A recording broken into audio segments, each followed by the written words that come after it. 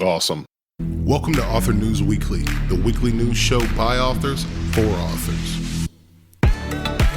We read the news so you don't have to. Join our panel of best-selling authors each week as we take a deep dive into the publishing world, both indie and traditional.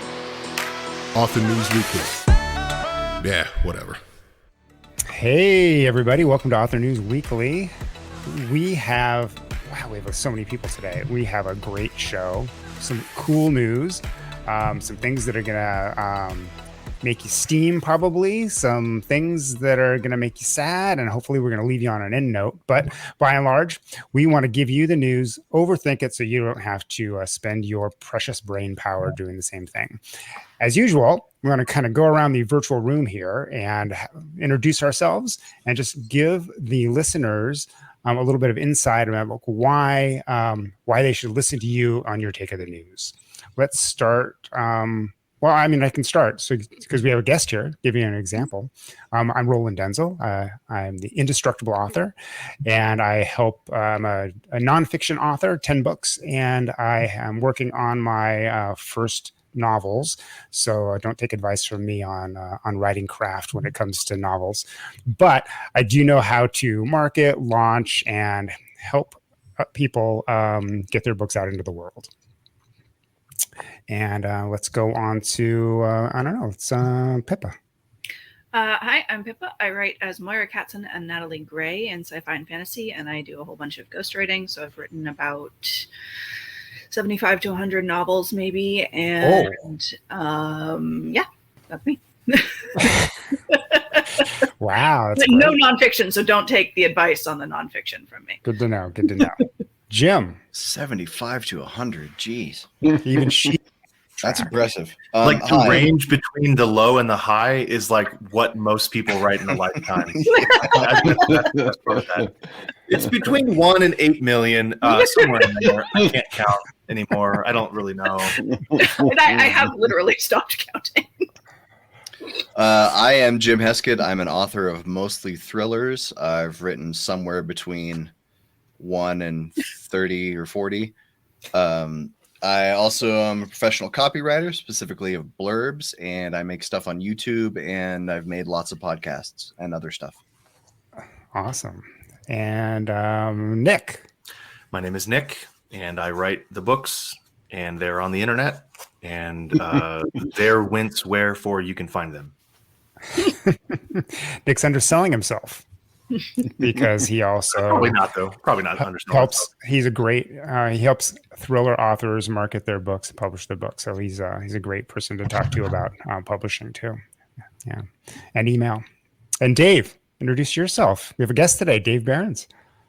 Yeah, my name is Dave. I've written 30 to 40 words today. Probably in the neighborhood of 10 to 15 books, something like that. And I also do cover design for authors of all shapes and sizes. Mm-hmm. Does some good covers too. Thank you. Yeah. All right. So looking at the news, this first one is, I'm sure that you have all heard about it, but there was a hit piece, we're going to call it, about Brandon Sanderson on Wired magazine. I did include the link there. I don't think Wired getting a few more clicks is going to make or break them or anything like that. So I still recommend that people read it as something that can even happen to the nicest person in the world. Like, I'm not saying that Brandon Sanderson is the nicest person in the world, but he certainly seems like a nice guy and did not deserve this. And he was certainly caught off guard. So this is a lesson for me.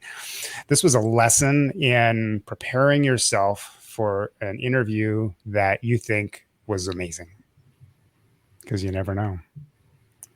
Who's got a take on this Brandon Sanderson piece? Not me. I mean, this is like when brides call up crying because their mother-in-law wants to wear a white dress to the wedding. They're like, what should I do? And you're like, let her. She looks like a douche. Like, it's the same with the hit piece. Yeah. I'm really just embarrassed for Wired that they published this. the author of this article, who we don't need to name, it's pretty clear this guy has a few trunk novels that he's never been able to get published, or screenplays he's never been able to option. It's really distasteful the way that they go after him and go after his religion too. I found that really distasteful and completely unnecessary to just repeatedly hit him for being Mormon for no reason. And it just smacks of jealousy. It's the kind of thing where when Bob tells you something about Sally, you've really learned something about Bob, not about Sally. So it's just gross. I love Brandon Sanderson. His Mistborn books were amazing. His Stormlight Archive, the fact that they're all 400,000 words is a little too intimidating for me, but his Mistborn books were great. He's a great fantasy writer. He writes he does write in a simplistic style. He says that he does not like to revise his work. He's pretty much first draft, then it goes to editor, which kind of explains why you see a lot of repeated phrases. But he's the kind of author that, when I'm reading it, I recognize there's repeated phrases and really basic language, but I don't care because the stories are so compelling. Yeah. And when it works for so many people, it's the whole thing about, well, why is Twilight catching on? Why is such and such catching on? You're like, well, it seems to work for a bunch of people. So maybe instead of wasting your time talking about all the reasons it's not good, study what's working. One thing that really bothered me was, to sort of play off what Jim was saying, he attacked Brandon Sanderson's religion as if the religion had something to do with anything in his books or anything in his writing or anything. And there's literally, he says, and he keeps saying that, and he's super Mormon. He's not just Mormon, he's super Mormon. He used the word weirdo at one point. Yeah, but there's no evidence of any weirdo. There's not even any evidence of, he doesn't even talk about any of the Mormon or religious aspects in the article. He just keeps mentioning it. Have a cape associated with it. Yeah, to me, it read like this guy, this person who wrote the article, was making some, I call it post fact, right? He was making some assumptions about, hey, we all can agree that Mormons are the worst, right? Ha ha ha, kind of, elbow. And so because he's Mormon, this guy's the worst. It was just this really unsubstantiated feeling that he was trying to appeal to the collective, as if the collective agreed with him about Mormons are weird, sci-fi fantasy nerds are nerds, and nerds are bad. There's all these little things in there that I was like, dude, fuck you, man.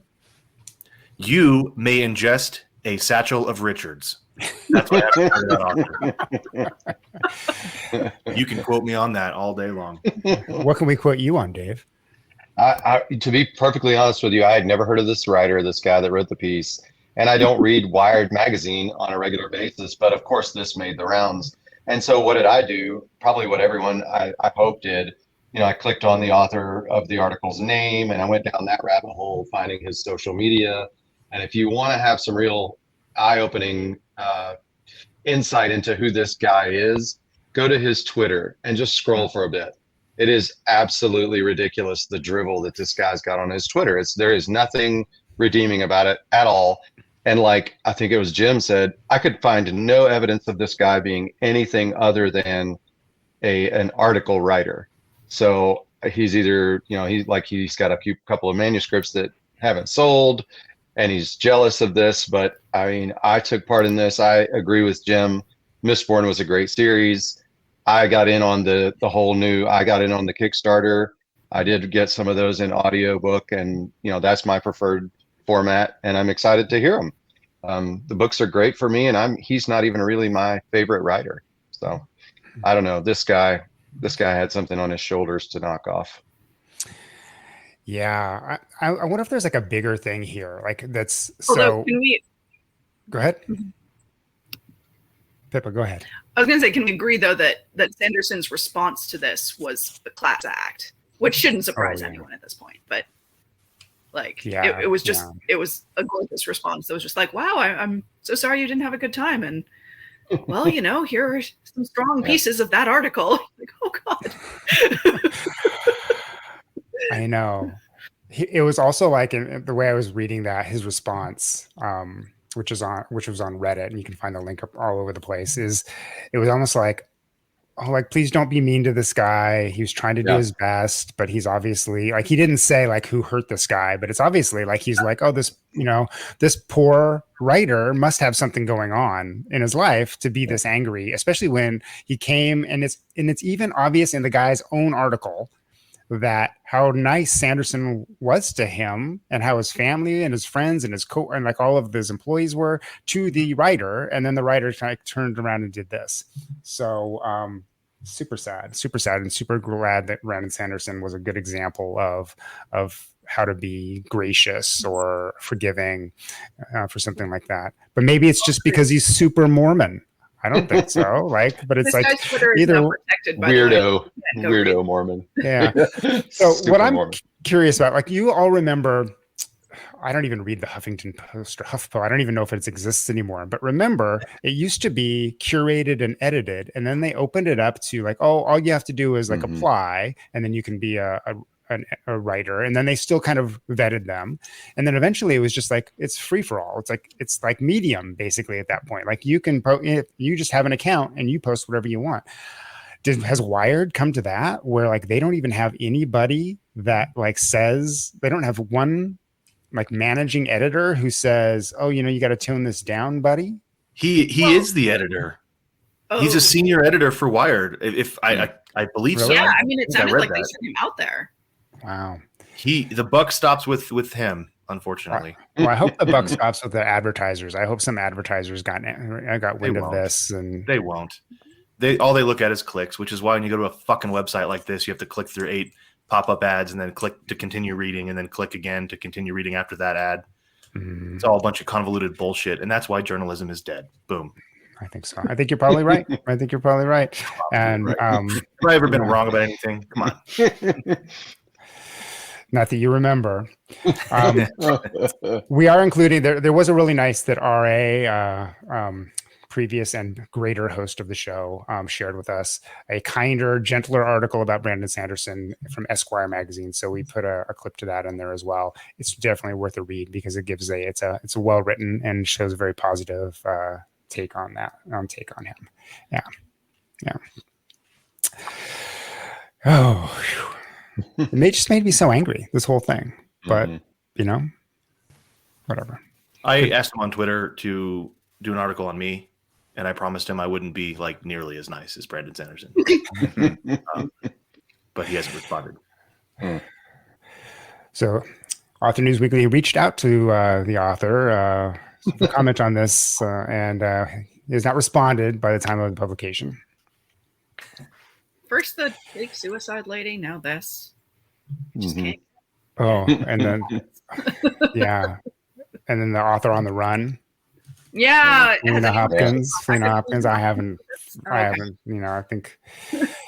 think she's out on bail, but I don't remember the details. She skipped bail. She missed her court appearance. Oh my gosh! I don't know if we actually discussed her on the show. Maybe just we have not. We have not.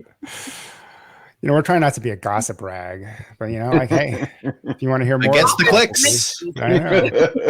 We have clicks. We have listens and downloads. If it gets the downloads, I think people have to download it first before they can hear that we're talking about it.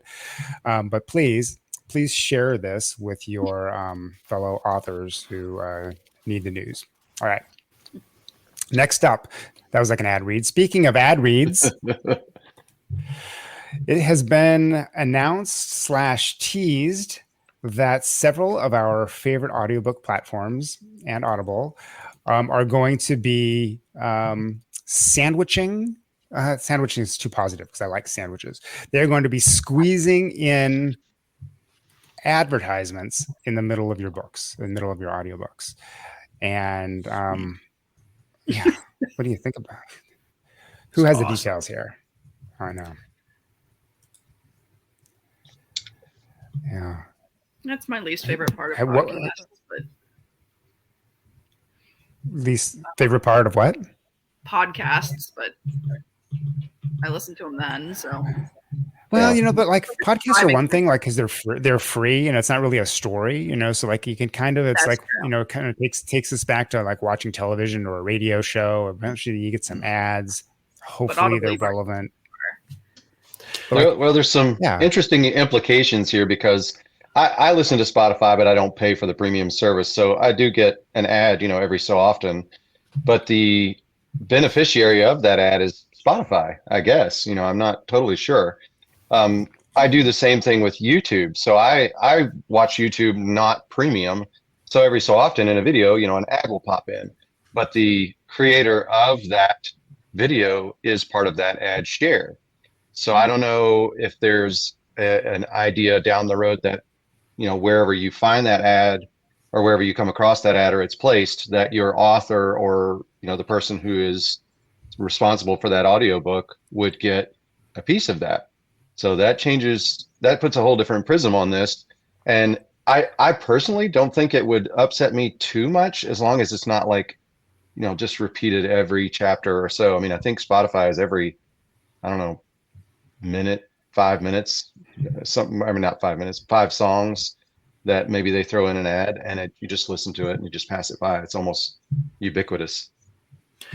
I think the problem here is that this isn't a new service, and it isn't substantially different than what already exists. So I guess what I mean is that, we as listeners or readers have an expectation of what Audible is, and they're subverting that with this, right? Like if they had, hey, we're going to start Audible Plus, or I'm making it up, like with something completely different. You can still do the same Audible stuff over here, but if you go, pay extra money a month, you get this and this and then this, and then, or if you pay less, you get this and this and this, but there's ads in all the books. Give us some choice, but to just say, hey, we're just going to throw ads in the middle of shit. It feels a little shitty, right? But for a new service to come out and do that, I wouldn't have a problem with it at all. It's just because it's like clearly a cash grab. It's clearly like, hey, we have no other ideas. We certainly can't treat authors better. So why don't we shove ads in the middle of this shit and try to get extra dollars out of everybody? So that's what I don't like about it. I don't have a problem with ads in books in general, even in the middle of a book. Like, I think it'd be hilarious actually if they got the same narrator to do the ad for another book. So like, but it would just start into it. It'd be like chapter 3, and it'd be like Troy Bodine got off. And like at the end of the chapter, it's like, yeah, you're right. I'm reading a different book now. If you want to keep going on this book, then just click here. I don't know. I think there's some fun to be had with some of this book sniping, or if they like strategically place it into like the most downtrodden point of the book, or like the all is lost scene, and right at the end of that, and then come in and be like, yo bitches, what up, I got another book for you to read, check it out. Woo! And there's like music going, sandstorm in the background. Like, I think again there's some fun to be had here. I'm interested in playing with it, but I won't touch it because it's Audible. Well, I guess if they auto detect the part of the audiobook where people just kind of give up and place an ad to a better book, like just before, or like, or give them like a little bit of a break. I don't know. I don't know. It's kind of weird. It's just sort of weird. Like the idea of advertisers like bidding on different authors and being like, "Ooh, can I be in Brandon Sanderson's books?" Because they're getting streamed. I think it also depends on what it's going to. So what happens when you're in the middle of an audiobook? Like you have to, there's no clicking, right? Unless the Audible app screen also changes at that point to like give you something clickable. But if like you're driving or something, you're just listening to it, it's like, you're going to have to, it's going to be, we're assuming this is for other books, but it could be for anything. It could be for, State Farm insurance. Pull over. Mention Audible at Jiffy Lube. Yeah. For additional 1%. Oh, because Audible has that. They connect to Wave and Google Maps. It's like, hey, there's a McDonald's up on the next corner. It's like, what go great with this murder mystery? Fries. What they should do is, and I would be totally behind this, is track all of us authors. And then as you're driving around, be like, hey, you're reading this book. And this guy, he's actually 3 cities over. If you just get on the highway, head over, we'll let you know how to find him. He's in the McDonald's on the corner of he's in the McDonald's getting fries. He's listening to a book we think you'd like. There's a massage parlor behind a restaurant that he's descended into. I don't know why it's underground. Yeah, I think he just pulled over there at a park to write on his laptop in the shade. But hey, you never know. AI. I figured we should just get more connectivity, engagement with readers. It's however you build it. I'll sell my soul. I've done it before. I got 3 souls left. I'm willing to sell Well, them. these technologies are pretty good at connecting dots, Mhm. as we've all seen. Nick, I agree with you. Like about like if it was a new thing, or even like a new service within it, like if Right. Audible came out with a new version, like another option for you, that would be fine. Spotify the same way, and also like giving readers the choice. If it's like Spotify now, where if I don't want ads, I can pay to not have ads. That's one thing, right? Right. But we'll have to see what Audible is like, because Audible doesn't have any sort of ads right now. So like we don't know what the kind of thing, like Spotify could easily just say, hey, like we're going to do some sort of this could be the beginning of their audiobook subscription model. And it's like, hey, we have this one where you can, get ads in the middle of the books. And then here's another one that's pay extra and you don't. Yeah, I don't really have a problem with this, especially if it makes books more affordable. It makes audiobooks more affordable, because audiobooks are prohibitively expensive for a lot of readers. And especially if it made them more affordable to produce. If you could get a royalty share option for an audiobook, and part of that royalty share came from future ad revenue profits, that would be much more appealing. Or if there was a way, instead of paying upfront for an entire audiobook, you could pay upfront with a portion of future ad revenue against that. I have a feeling that's probably not how it's going to work. It's probably not going to make audiobooks more affordable to produce. But I don't have a problem with ads in audiobooks. I listen to lots of podcasts and they all have ads, and I've gotten really good at learning how to skip right past them. Because most podcasts have 60 seconds or 90 seconds or 120 seconds worth of ads. So you just hit that 30-second skip button 3 times on this podcast and you get right back to the content. Yeah, I mean, it's one thing if you have an ad for athletic greens in the middle of your sci-fi novel or something that you're listening to, but like sometimes the ad is relevant. Like I want to discover new books to read. So in the age of AI that we're in now, like why not have ads that are hyper relevant? So if I'm listening to a book, I'm not going to get, Joe Rogan's Alpha Brain advertisement. I'm going to get, hey, look, check out Dave Barron's new book. You're listening to this one already, and Dave's is just as bad as this one. So like go buy his. I think that's both of you bring up excellent points. I think that's when, I think ideally it would be for other books, right? Because you're already in a reading mode. You're going to want to hear about other books that are similar to this book. Maybe there'll be like Jim, I don't think it's going to reduce the cost of producing a book, but if you can offset the cost of producing by counting on additional revenue, and maybe that could be one thing, like you said. But also, if authors have the opportunity to put in advertisements for other books, my fear is that it'll be for anything, and then it'll be hard for an author to compete with Athletic Greens, because Athletic Greens, they just throw money around, right? And they just get it out there. They want the brand recognition so many places that would be hard to compete with that kind of money for so if there's like a bidding type of a thing where you're bidding to be in that particular book. I will Big name say, authors might win, but if it is open to anyone, I am 100% buying the domain Naudible.com, and I'm going to be like, yo, what's up? You listen to an audiobook from Audible? Check out Naudible. It's everything that Audible isn't. Go buy shit from there now. And then it'll be and back. Not Blowhole? You're not going to be advertising That'll Blowhole? be the other one that I advertise. Come blow me on Blowhole, folks. We use @ or whale emoji. That would be like a little handle. It's hard to type on a keyboard, but still. Yeah. So how do you spell blowhole again? BLWHL. Okay. Yeah. Blue. Is there actually a domain for that? Blue. Yeah, Nick bought it. It's like the. As it's owned by Nick Thacker. Right? It's like the Boston Legal Warehousing.com. It's some acronym society. Yeah. Well, if you can find the development site for Blowhole, you'll still find me. You can come blow me on Blowhole. But I'm Roland Denzel, or whale sign Roland Denzel. Whale sign. Yep. Whale sign Roland Denzel. Wait till well, the Google searches come up for that. Oh my gosh! Don't Google our that, listener people.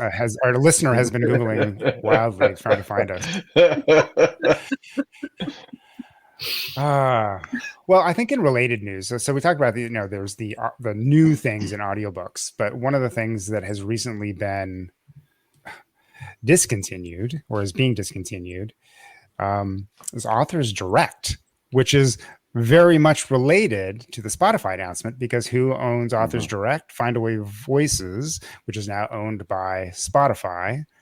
And yeah, I mean, I think it's a sad thing for a lot of authors. Personally, I didn't use Authors Direct for the audiobooks that I put out there because it's not very direct. It's just that just because it has direct in the name doesn't mean it's direct. It's still, and the royalties weren't all that great. Yeah, compared to actually selling direct. Anyone here with audiobooks use? I have in the past for some series, but yeah, the problem with all these services is they thought that distribution was the challenge, and marketing is actually the challenge. Like, the distribution is easy; you just upload it to one of these services and you're good to go. But they didn't actually do anything beyond that, and so I've made a whopping 84 cents in the decade I've been with them or something with the book. And so it's like, okay, well, this is not a loss. It's not going to be something that even registers for me. Yeah, I saw a lot of authors saying, well, that's my, that's the one that I always promote to people. So now I got to go and find out that spot and all those. I mean, that's a good, reason to use Books to Read links, because then you only have one place to go change that. But yeah, Nick, do you even, when you sell through Authors Direct, did you even get the email address of the listener? I don't think so. I don't think so. I mean, I've never gotten any addresses from that. No.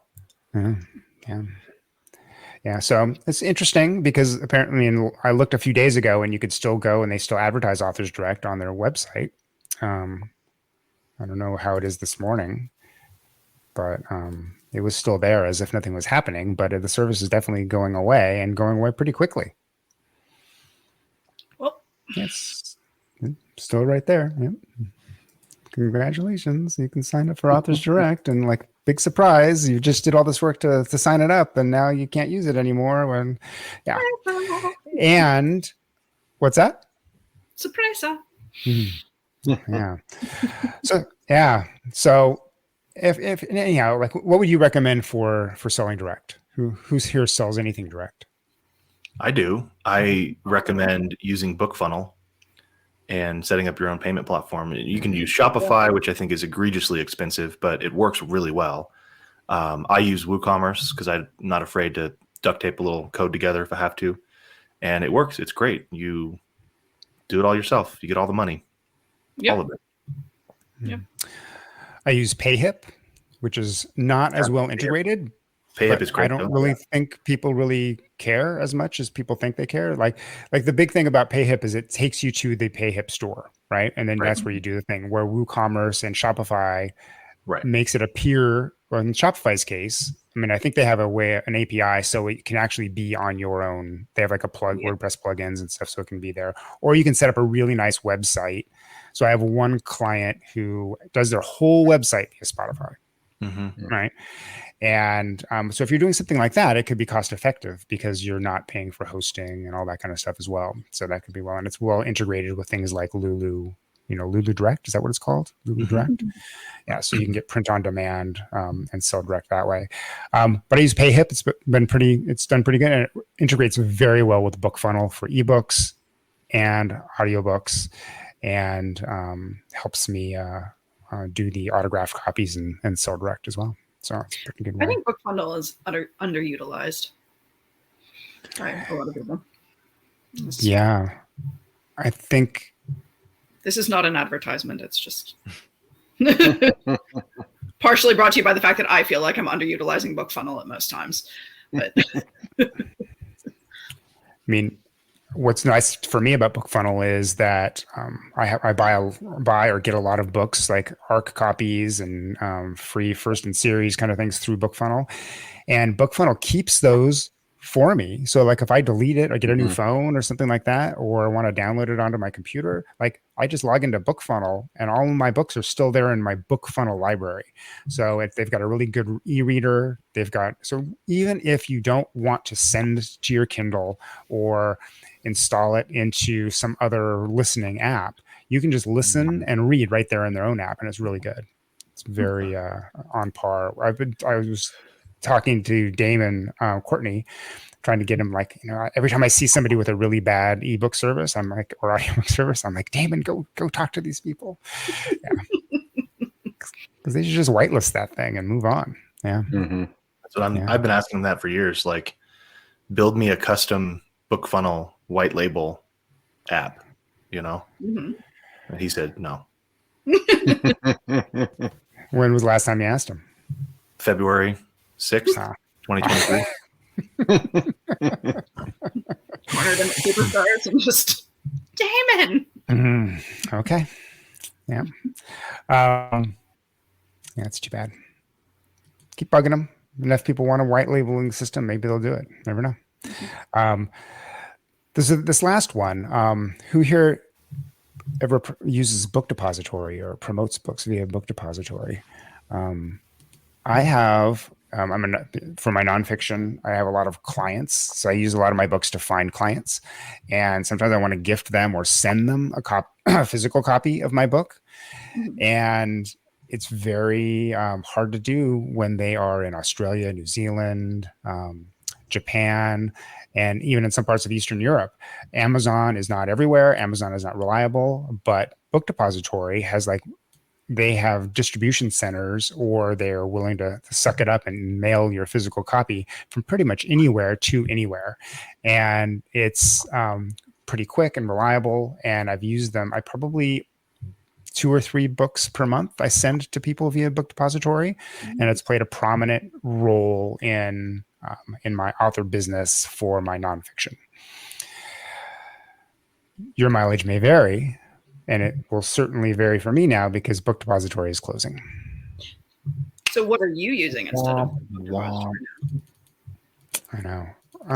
Well, Amazon is better now. So they do have more sites and more distribution centers around the world. So you can do better. But there have been times when I've had to just suck it up and, send them an author copy from here. Oof. Yeah. And it's tough. I sent a book to Bulgaria a few weeks ago, and it's still not there. Sure. Yeah. And one time I sent one to Bulgaria, and it went to Belgium. They both start with B, which is the only thing. And it came back. That's not the same country? That's not the same place? They're close to each other in the sense that they're both in the same hemisphere. Like Ukraine and UK, those are the same, right? They're the same, yes. Yeah. The same, yeah. So it's not a big thing. It's not a huge, is it a huge story for some people? Maybe. I think there's a lot of people upset about it. What's interesting is that it was purchased by Amazon in 2011 or 2012. And so it's lasted 11 years under the Amazon reign, and before it was finally closed down, and presumably as part of the 20,000 person layoffs that Amazon recently announced. It's never made a profit. Is that true? Is that right? Yeah. Or 1 month it did. But yeah, it's been a loss leader. Well, I don't know if it's even a leader. It's just been a loss for 11 years. And they have 279 employees. I'm like, what are they doing? They can't all be incompetent, right? So it's clearly Amazon just wanting to save money by shutting down something that wasn't making it a mint for them. Well, I don't actually have a problem with that. If a company, there's all sorts of things that Amazon cuts that sometimes we think they're great, but that doesn't mean that a lot of people are using them. Sometimes there are businesses or little things that one group of authors was really laid in on hard. And then it's got this when they had the serial platform, right. The first serial platform way back when.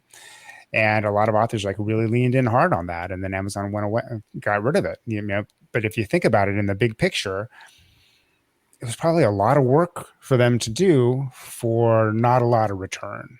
Right. And if users weren't liking it, like why keep it up? Yeah. No, I agree with that.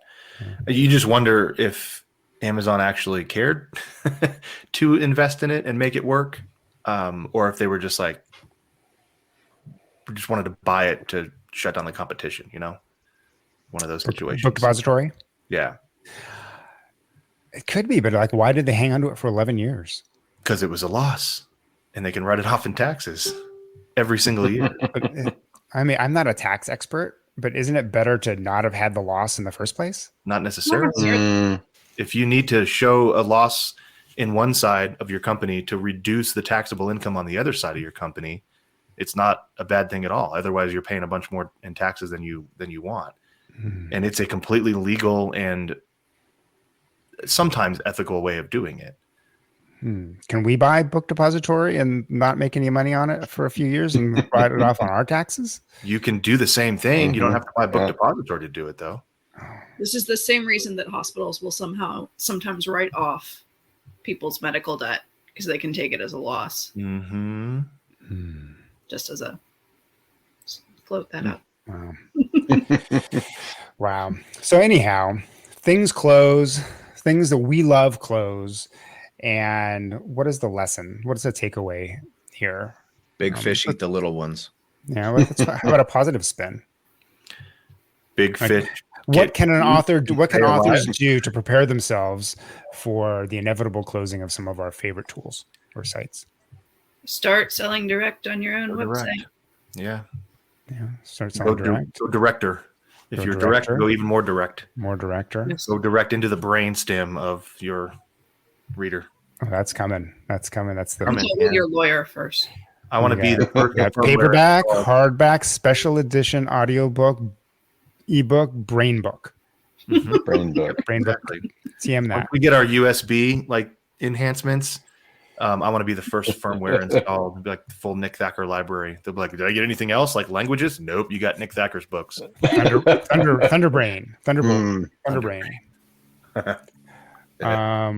So I'm gonna say yes, go direct, but also remember your email list. Always be promoting to get new people on your email list. Keep the people that are on your email list happy, and also back up your email list, because even your favorite email platform could suddenly go away overnight or lock you out, and you will not have your list. So download it, back it up, and treat it like it's money, because it kind of such money. And it is, yeah. Jim? Nothing to add. Nothing to add. Cool. All right. Thank you all for listening. It's been fun. And I'm trying to find some positive news. If anyone has some positive news for next week, the news was a little bit light. So obviously we went back into the Brandon Sanderson thing from a couple of weeks ago. It's still relevant. But if anyone has any positive news, please send it to us. I would love to hear it. I'd love to have it, because we like to leave that for a positive spin, uplifting for the end. I'm Roland Denzel. You can find me at indestructibleauthor.com. And Dave, where can they find you? You can find me at baronsbooks.com or cover2book.com. And just for everyone listening, Barons is Berens. Unlike the barren wasteland. Yeah. Jim, where are they going to find you? You can find me at jimhesker.com on the internet. Excellent. Pippa?